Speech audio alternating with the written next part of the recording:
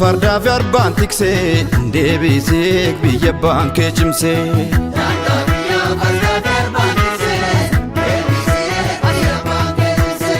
Raayyaa ta'ee tadawaadhaaf tumsee deebisee biyya baankee tiksee.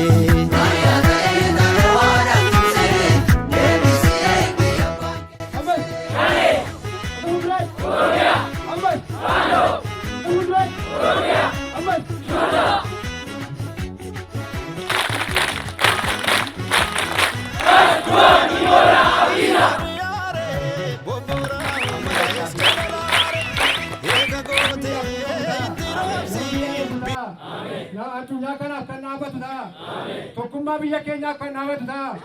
Waaqayyo humna isinii badhaatu. Gaachana isinii batamu. Diina keessan bitaa qabu. Nama diina mootu ta'a. Nama biyyaaf dhaabatu ta'a. Ijaarsa biyyaa keessatti nama dhaabatu ta'a. Nama biyyaaf dhaabatu ta'a. Addunyaan eenca ta'a. Simboonni fiicee ta'a. Dirree gafarsa ta'a. Ejjenno arba ta'a. Diinni isin irraasin. Hafuurri isin qilleensi isin raasin. Nama dhaabatee biyya isaatiif quuqama godhatu sinaa taasisu. Isin bira amleegna. Itoophiyaatti kennaa jiru. Biyya bookee kabachiisi. Wayyaadha deemaadha. Wayyaadha tuumaadha. Yattuu dhibbaadha.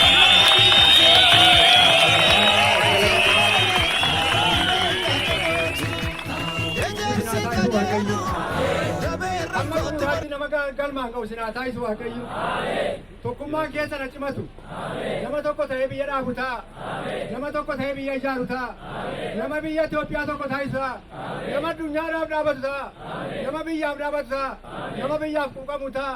Tokkummaan keessa namaa qabee haa jabaatu. Tokkummaan keessa na cimu. Wanti sinaa jaallatu. Jettee sinaa oolchu.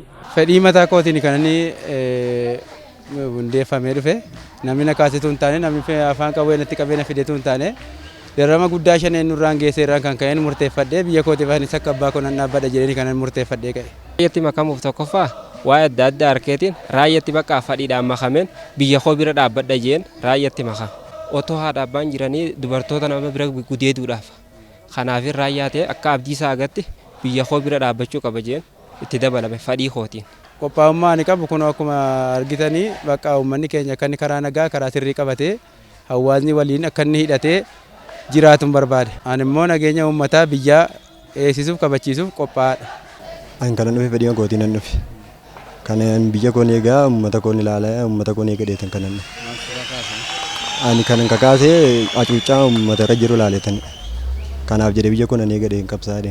Ani haalatti dhufe haalonni uummata keessatti shaneeni waan alli kan isheen biyya gidduraa irratti ilaalee biyya kun ani deeggaraan ani eegadheetan kan itti makamu barbaade. Haaluma nageenya biyya irratti booree kanaafin biyya kootii fi biyyuma kan jedhame kanaaf dhaabbachuudhaaf jedheen kakee dhufe. Fedhiidhaan qophaa'een biyya koo uummata koo eeguudhaan qophaa'een dhufe. Seenaa galmeessuudhaaf isin gaadha.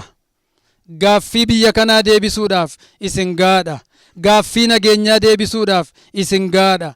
Isin biyya kanaaf humna ta'uudhaaf qophaa'ummaa keessan argisiiftaniittu.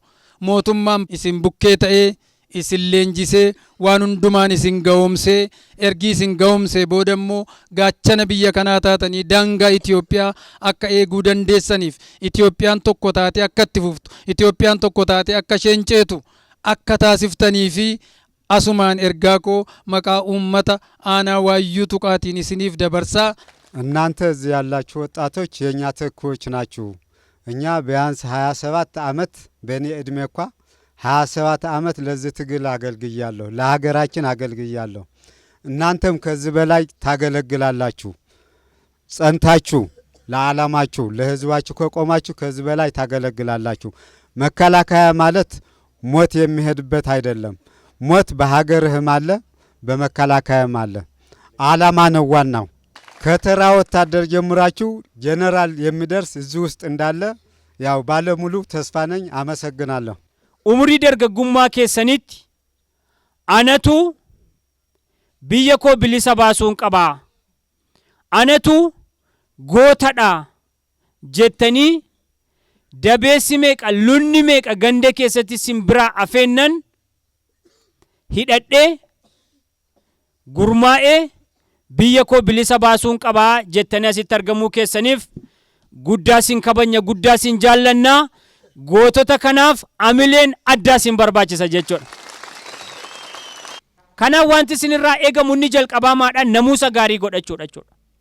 Namuusa gaarii mana leenjii keessatti gaafa achii baatan ajajoota keessaniif nama garaa garaaf namuusa gaarii agarsiisuu